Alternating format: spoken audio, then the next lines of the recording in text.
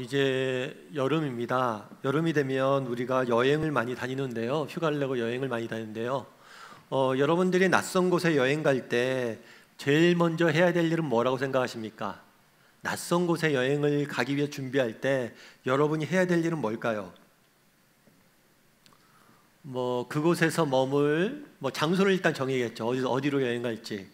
그리고 그곳에서 머물 곳과 또 요즘 같은 경우에는 먹을 것, 먹방이 유행이니까 그곳에서 뭘 먹을지 이런 것들 쭉 계획을 세우고 찾고 익혀야 됩니다.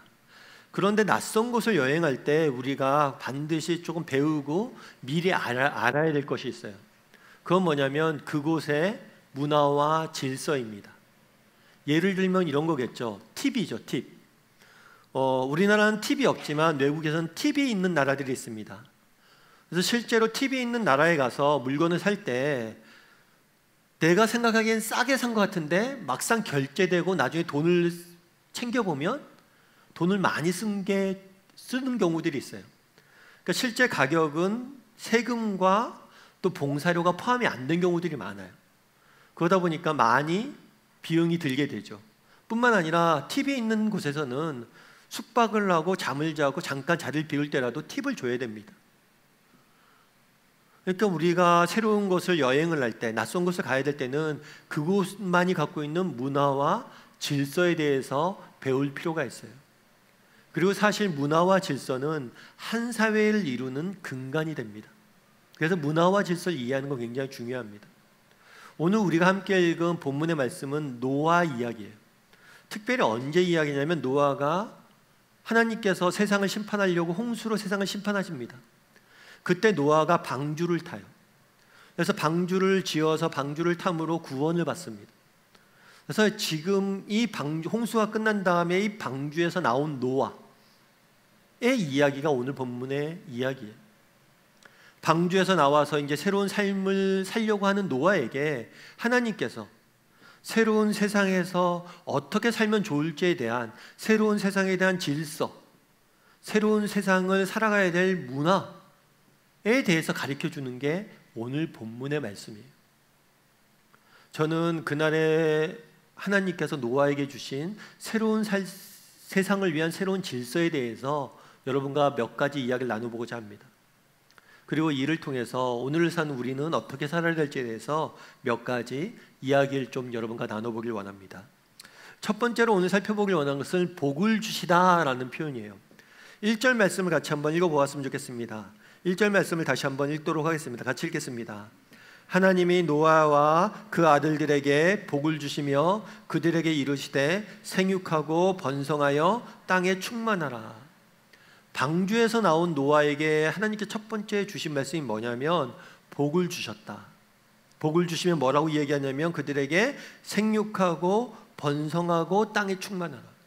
생육하고 번성하고 땅에 충만하라. 이 말씀은 창세기에서 가장 자주 반복되는 표현이에요. 말씀이에요. 오늘 본문만 해도 이 말씀이 2번이나 반복됩니다.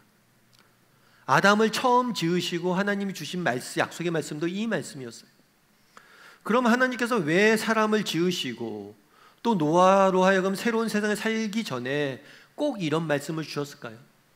왜 하나님께서 창세기에서 중요한 순간마다 이 말씀을 주실까요? 생육하고 번성하고 충만하라. 이 말씀을 주신 이유는 무엇이냐면 이걸 통해서 하나님의 마음을 알길 원하시는 거예요. 하나님의 마음은 무엇입니까? 우리에게 복 주시길 원하세요. 우리의 인생을 축복하길 원하십니다. 우리의 인생을 향한 선한 계획과 목적과 복 주시려는 마음으로 인간을 지으시고 우리를 이 땅에 보내셨다는 거예요. 사실 우리도 그렇죠. 자녀가 잘못되길 바라는 부모가 있나요? 모든 부모는 자녀가 잘 되길 바랍니다. 물론 자녀가 잘 먹고 잘 살길 바라죠. 하지만 잘 먹고 잘 사는 것 이상 우리 자녀들이 정말 의미 있는 삶을 살고 사람들에게 존경도 받고 가치 있는 일도 하고 그렇게 살길 원하죠, 부모가. 아버지 되신 하나님도 마찬가지란 거예요. 하나님이 왜 자꾸만 생육하고 번성하고 충만하라는 말씀을 하셨냐는 거예요. 아버지 되신 하나님은 우리에게 그런 마음을 갖고 있다는 거예요. 우리가 정말 잘 되길, 우리가 정말 행복하길, 뿐만 아니라 우리가 이 땅을 살면서 의미 있고 가치 있고 소중한 일들을 하면서 인생을 소중히 가꾸길 원하신다는 거예요. 이런 하나님의 마음을 너희가 기억하라는 거예요. 왜 그날에 이 말씀을 주셨습니까? 부모된, 아버지 된 하나님의 마음을 기억하라는 거예요. 그런데 안타까운 것은 무엇이냐면 부모의 마음을 모르는 경우들이 있다는 거예요. 자녀들이 부모의 마음을 모르죠. 모르는 경우들이 많죠. 마찬가지로 우리 인간도 우리를 향하신 하나님의 마음을 모르는 경우들이 있다는 거예요. 잊고 있는 경우들이 많다는 거예요. 물론 그런 마음이 들 수 있습니다. 정말 하나님이 나를 향한 인생의 나를 향한 인생 선한 계획이 있습니까? 정말 하나님께서 나를 사랑하시고 나를 복 주시길 원하시고 정말 나를 위해서 선한 계획이 있습니까? 현실이 이런데 정말 하나님이 그런 분입니까? 의문이 드는 경우들이 있어요. 우리가 함께 읽진 않았지만 창세기 8장 13절에는 이런 말씀이 있습니다. 앞에 있으니까 우리 한번 같이 읽어보았으면 좋겠습니다. 같이 읽겠습니다.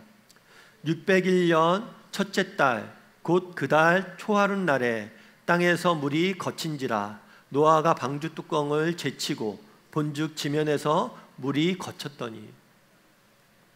노아는 처음에 하나님께서 노아에게 이야기하십니다. 야, 세상을 내가 물로 심판할 거야. 너는 방주를 만들어서 그 심판을 피해라. 그래서 노아가 방주를 만듭니다. 그런데 노아가 방주를 만드는데 이 방주를 만든 기간이 120년이에요. 어마어마한 기간입니다. 이 방주를 만들 때 사람들이 뭐라고 이야기했을까요? 야, 노아 뭐 한대? 야, 배 만든대. 배를 왜 만든대? 심판한데, 물로 심판해서 홍수로 세상이 망한데 걔 바보 아니야? 그 큰 배를 100년이 넘게 만들고 있다고? 좀 미친 거 아니야? 그런 게 어디 있어? 얼마나 세상 사람들이 조롱했겠습니까? 얼마나 비웃었겠어요? 그런데도 묵묵히 120년의 시간을 기다렸어야 돼요. 뿐만 아니죠. 비가 옵니다. 세상에 홍수가 가득해요. 물이 가득합니다. 노아는 방주에 들어갔어요. 그런데 방주에서 1년을 버텼어야 돼요. 물이 거칠 때까지. 1년 동안 무슨 생각이 들었을까요? 정말 이 안에 갇혀서 남은 생을 살아야 되는 거 아닌지. 사방이 물로 가득 차고 발 디딜 곳도 없고 빛 하나 없는 그런 어둠 속에서 내 평생을 살아야 되는 것이 아닌지 의문이 들었겠죠. 정말 하나님께서 우리의 인생을 축복하길 원하십니다. 그런데 우리의 인생을 축복하길 원하시는 그 축복을 맛보기 위해서는 때로는 기다림과 인내의 시간이 필요하다는 것. 우리의 문제는 무엇입니까? 이 기다림과 인내의 시간을, 내 가치를 모른다는 것. 이지고잉이라고 하죠. 쉽게 모든 것이 해결되길 원해. 하지만 모든 가치 있는 일은 기다림의 시간이 필요합니다. 여러분이 아마 혼다 자동차를 알 거예요. 혼다 자동차를 만든 창업주가 누구냐면 혼다 소이치로라는 사람이에요. 이 사람은 경영자로서도 많이 존경받는데 이 사람이 그런 얘기를 한번 했어요. 자신이 경험한 유일한 실패가 있다면 그것은 회사명을 혼다로 지은 것이다. 그러니까 자기 이름을 따서 회사를 지었는데 그게 마음에 안 들었던 것 같아요. 나중에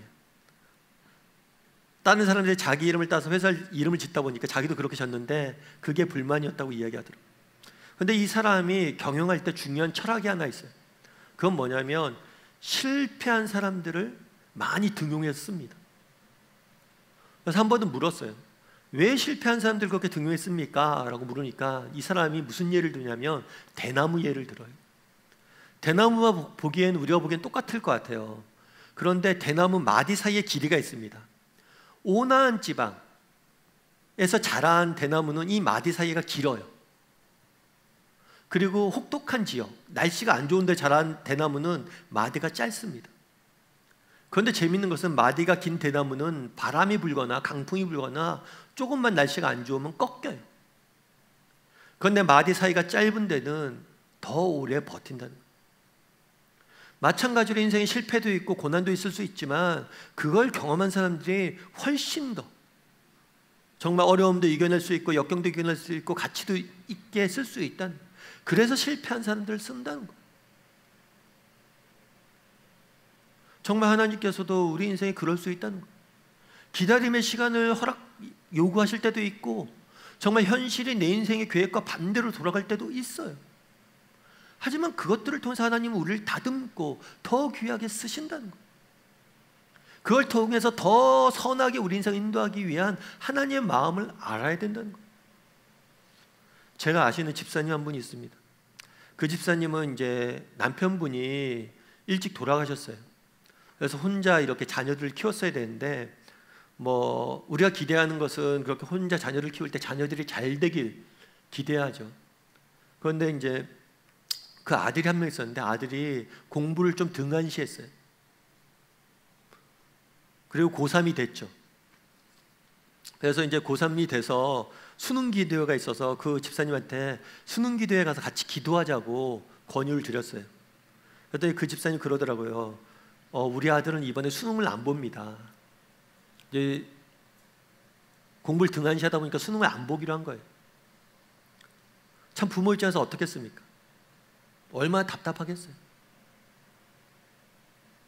그래도 이 집사님 믿음을 잃지 않았어요. 그래도 하나님께서 일하실 거예요. 그런 다음에 오랜 지난 다음에 그 집사님을 만났습니다. 근데 이런저런 이야기하면서 그 집사님이 그런 얘기 하더라고요. 아들이 그때 수능을 못 봤어요. 인간이 생각하기에는 정말 수능을 못 보면 안 되죠.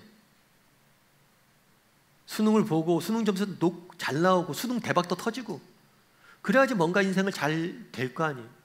그런데 수능을 안 봤어요. 그런데 수능이 안 봐도 들어갈 수 있는 학교가 있어서 그 길 들어갔는데 거기서 영상을 전공하게 됐는데 굉장히 흥미를 붙인 거예요. 굉장히 열심히 공부를 한 거예요. 그리고 지금은 너무 잘 산다고. 그래서 아들이 제 살 곳도 마련해주고 그래갖고 지금 제가 너무 행복하게 잘 지낸다고 이야기를 하더라고요. 우리가 생각하는 것과 하나님의 생각은 다르다는 거예요. 우리는 수능 대박이 나서 우리의 인생을 인도할 것 같지만 우리 하나님은 정말 우리의 실패마저도 다르게 써줄 수 있다는 거예요. 때로는 우리 하나님께서 우리에게 기다림과 정말 내가 꿈꿨던 현실과는 다른 현실을 우리에게 허락하실 때가 있어요. 그럼에도 불구하고 우리가 기억해야 될 건 뭡니까? 하나님의 마음, 아버지 된 하나님의 마음. 정말 그 부모가 그 자녀가 잘 되는 것처럼 잘 되길 바라는 것처럼 우리에게 복 주시길 원하시고 우리를 향한 선한 계획하심이 있다. 정말 우리 다음의 식구들이 정말 이 하나님의 마음을 기억하고 정말 이 마음을 의지하고 정말 그렇게 살아갈 줄 아는, 믿음을 잃지 않고 살아갈 줄 아는 저와 여러분이 되기를 주님의 이름으로 소원합니다. 두 번째로 하나님께 주신 말씀이 뭐냐면 피를 금하신 거예요. 3절과 4절 말씀 같이 한번 읽어보도록 하죠. 같이 읽겠습니다.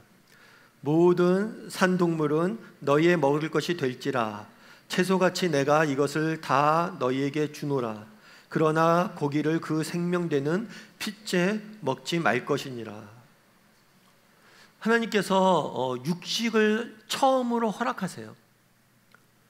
사실 하나님이 원래 지으신 세상은 죽음이 없는 세상이에요. 따라서 육식이 없는, 동물도 죽지 않으니까 육식이 없는 그런 세상이었어요.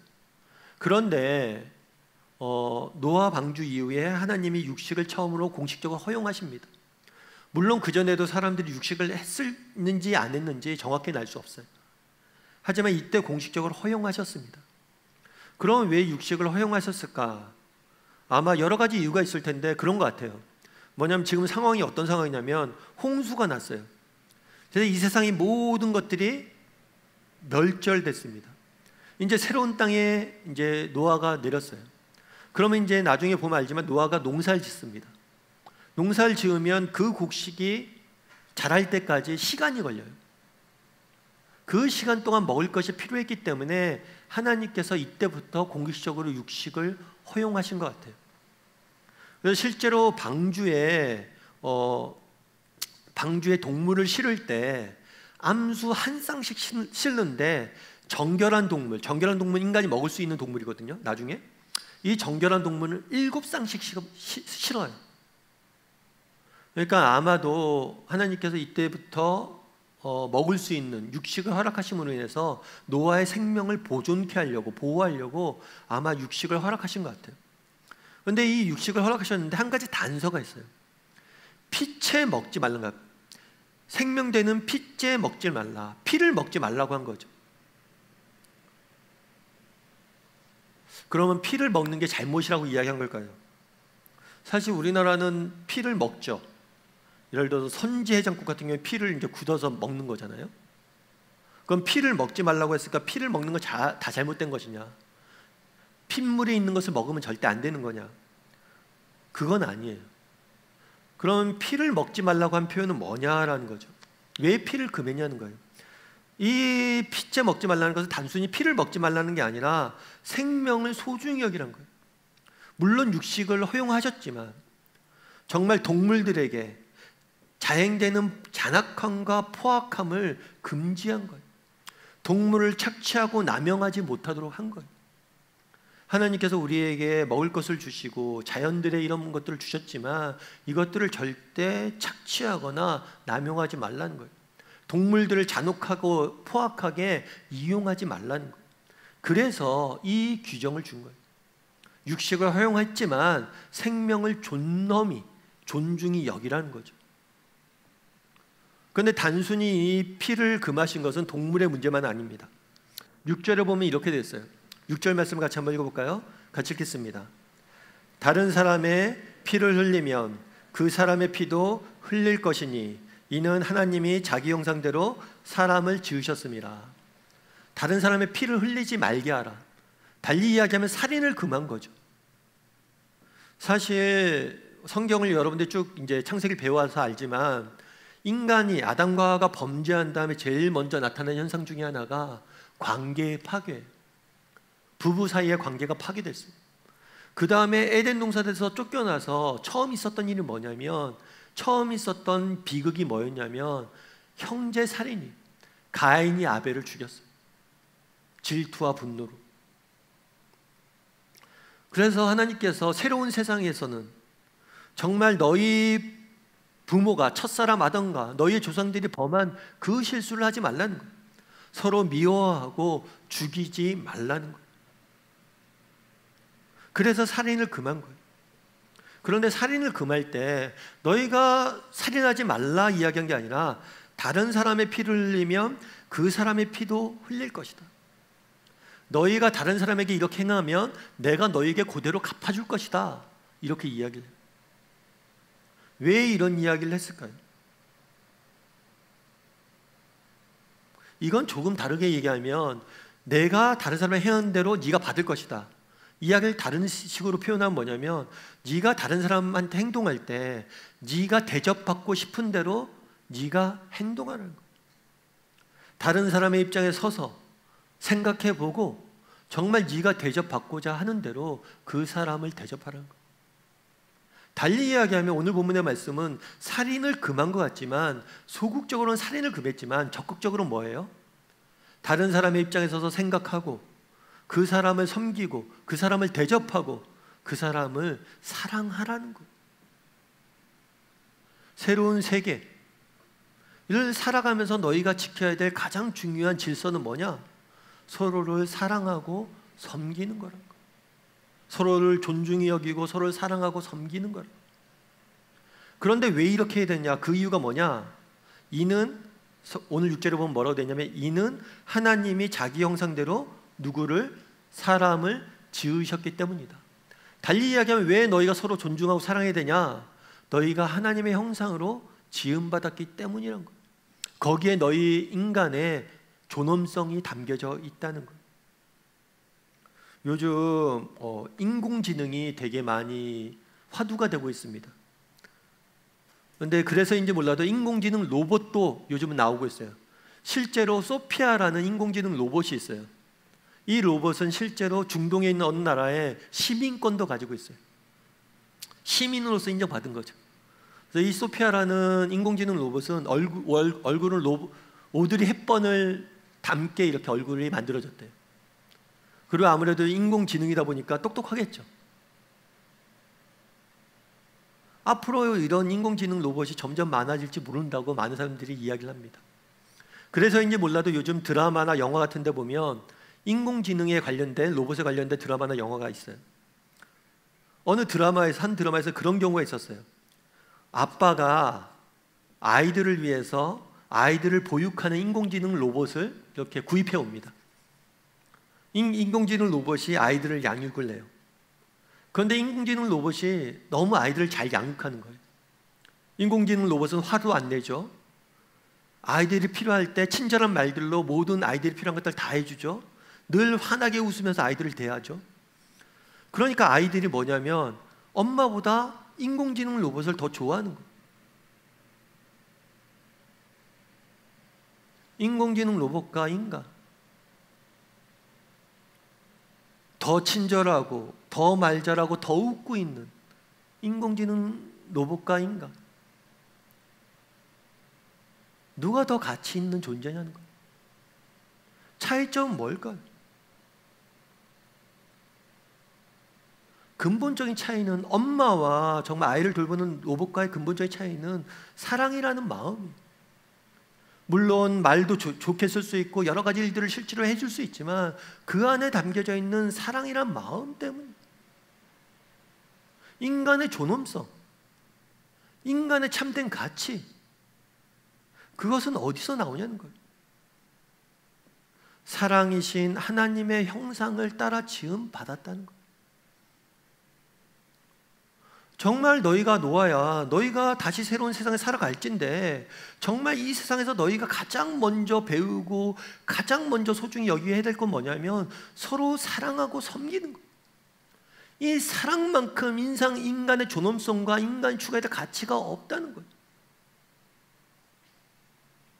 그날에 왜 피를 금하라고 명령하셨습니까? 서로 사랑하고 섬기길 원해서. 그래서 정말 사랑이신 하나님을 닮아가라고. 아마 여러분들 에디슨을 아실 거예요. 에디슨은 이제 발명왕으로 많이 알려져 있죠. 근데 에디슨과 관련된 일화가 하나 있습니다. 그건 어떤 일화냐면, 에디슨이 전구를 만들 때였어요. 오랜 연구 끝에 이제 전기를 발견하고 전구를 만들었어요. 그래서 뭘 해야 되냐면, 이제 마지막에 이제 뭘 하냐면 소켓에다가 전구를 끼우는 걸 해야 돼요. 근데 이 소켓에 전구를 끼우는 일을 누굴 시켰냐면 에디슨이 그 연구팀에서 제일 어린 사람에게 시켰어요. 그런데 이 친구가 이 소켓에다가 전구를 끼우는데 너무 역사적인 순간이고 너무 떨리다 보니까 전구를 끼우려다가 실수로 떨어뜨렸어요. 전구가 깨져버린 거죠. 지금이야 전구 어디서 구할 수 있지만 그때는 처음 발견된 거 너무나 많은 에너지와 노력을 쏟은 거죠. 그래서 그 연구팀이 다시 전구를 만듭니다. 며칠 밤낮을 세워서 다시 전구를 만들었어요. 그리고 다시 전구를 끼울 때가 됐어요. 그랬더니 에디슨이 또 어떻게 했냐면 그 전구를 끼우는 일을 그때 그 연구원, 처음에 깨먹은 연구원에게 시킵니다. 다시 네가 끼라고. 그날에 하나님께서 처음 세상을 지으셨습니다. 자신의 형상대로 지으셨어요. 정말 하나님, 사랑이신 하나님을 따라서 서로 사랑하고 섬기길 원했어요. 그런데 서로 미워하고 질투하고 서로 죽이기까지 인간이 나갔어요. 다시 노아의 방주에 나오자마자 다시 한번 기회를 주시는 거예요. 다시 한번 하나님의 형상에 또 지음받음을 기억하라고 말씀하시는 거예요. 그리고 너희가 그렇게 존엄한 존재니까 서로 사랑하고 섬기라고 말씀하신 것입니다. 바라기는 정말 우리의 다음의 식구들이 저희가 인간으로서 정말 우리가 추구해야 될 참된 가치와 정말 우리가 인간으로서 추구해야 될 가장 소중한 것은 사랑에 있음을 기억하고 사랑이신 하나님을 닮아 서로를 사랑하고 섬길 줄 아는 저와 여러분이 되기를 주님의 이름으로 소원합니다. 세 번째로 주신 것, 살펴보길 원하는 것은 뭐냐면 약속을 주시라는 거예요. 11절과 13절 말씀 같이 한번 읽어보았으면 좋겠습니다. 같이 읽겠습니다. 내가 너희와 언약을 세우리니 다시는 모든 생물을 홍수로 멸하지 아니할 것이라. 땅을 멸할 홍수가 다시 있지 아니하리라. 내가 내 무지개를 구름 속에 두었나니 이것이 나와 세상 사이의 언약의 증거니라. 하나님께서 노아와 약속을 하십니다. 무슨 약속을 하시냐면 다시는 홍수로 이 모든 세상을 심판하지 않을 것이다. 땅을 멸하지 않을 것이다. 약속을 주세요. 이 언약이란 표현은 성경에 처음 등장하는 게 오늘 본문입니다. 그만큼 중요한 약속이 하나님이 사람과 처음 약속을 맺은 거예요. 그런데 다만 이 약속은 노아 개인에 대한 약속이 아니에요. 노아와 그들의 가족과 그들의 후손과 이 땅에 사는 모든 생물과 맺은 약속이라고 하나님은 밝히고 있습니다. 따라서 이 언약은 우리에게 주신 언약이에요. 다시는 우리를 뭘 하지 않을 것이다? 심판하지 않을 것이다. 우리는 다시는 우리를 심판하지 않을 것이다. 그러면서 이 언약의 징표로서 오늘 보면 뭘 주셨다고 나와 있습니까? 무지개를 주셨다고 나와 있습니다. 그럼 왜 하필은 무지개일까? 왜 하필은 무지개일까? 라는 거죠. 사실 그 전에 무지개가 있었는지 없었는지는 알 수 없어요. 다만 이 무지개를 하나님께서 자신의 언약의 징표로 이때부터 사용하셨습니다. 그럼 왜 하필이면 무지개를 주셨을까라는 거죠. 근데 이 무지개라는 단어는 성경에서 재밌는 단어예요. 이 무지개라는 단어는 뭐와 어근이 똑같냐면 활이라는 단어와 어근이 똑같아요. 활이라는 의미예요. 활. 실제로 무지개는 이렇게 동그랗잖아요. 그러니까 마치 활처럼 생겼죠. 활과 똑같아요. 그럼 왜 무지개입니까? 이 활인데 활이 어디를 향해 있어요? 하늘을 향해 있어요. 다시는 땅을 향해 활을 쏘지 않겠다는 거예요. 활은 전쟁이나 사냥의 도구로 공격, 멸망, 파멸의 상징이에요. 그런데 이 활이 다시는 땅을 향하지 않고 하늘을 향하겠다는 거예요. 달리 이야기하면 무엇입니까? 활을 쏠 때 이렇게 쏘잖아요. 상대방을 맞춰야 되니까. 근데 활을 이렇게 쏘는 사람이 없죠. 이렇게 쏘는 건 뭐예요? 자기가 맞으니까. 그런데 하나님께서 활을 두셨는데 어떻게 두셨어요? 자신을 향하게 활을 두셨어요. 자신에게 활이 향하도록 두신 거예요.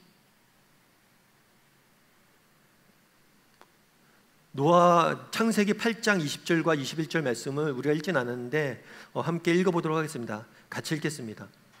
노아가 여호와께 제단을 쌓고 모든 정결한 짐승과 모든 정결한 새 중에서 제물을 취하여 번제를 제단에 드렸더니 여호와께서 그 향기를 받으시고 그 중심에 이르시되 내가 다시는 사람으로 말미암아 땅을 저주하지 아니하리니 이는 사람의 마음이 계획한 바가 어려서부터 악함이라. 내가 전에 행한 것 같이 모든 생물을 다시 멸하지 아니하리니. 왜 자신에게 화를 겨눴냐는 거예요. 왜 무지개냐는 거예요. 인간이 정말 스스로 구원할 수 없음. 인간이 악한 존재임을 하나님이 아신 거예요. 그리고 뭘 하신 거예요? 인간을 대신해서 악인인 인간이 정말 심판을 받아야 되는데 그 심판의 화살을 누구에게 돌린 거예요? 자신에게 돌린 거예요. 자신에게 돌려서 자신이 대신 화를 맞기로 결정하신 거예요. 그날에 노아가 처음 방주에 나와서 한 일은 뭐냐면 제사를 지냈어요. 그런데 이 제사를 지낸 다음에 그 향기를 흠양하시고 결심하셨다고 그랬어요. 결국에 이 제사는 누구를 의미하는 겁니까? 오실 예수님을 의미하신 거예요. 인간의 죄를 졌는데, 인간이 악한데 정말 이 악한 인간에게 심판 내리신 것 대신 자신에게 활불을 돌려서 자신이 대신 심판받고 인간을 구원하기로 결정한 것. 그래서 대신 예수 그리스도를 제물로서 하나님이 드린 것.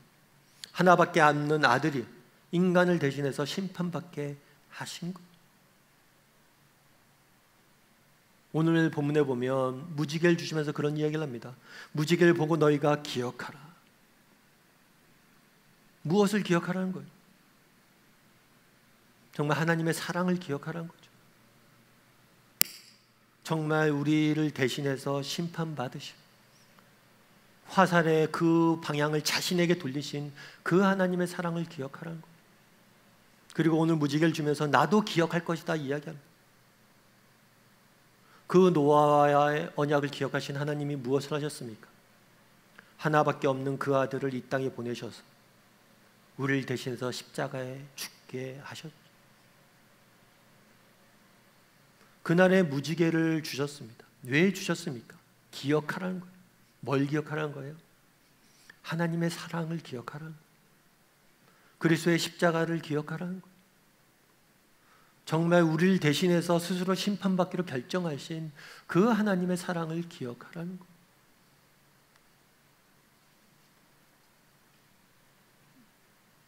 말씀을 맺고자 합니다. 하나님께서 노아에게, 새로운 삶을 시작한 노아에게 말씀하십니다. 생육하고 번성하고 충만해라.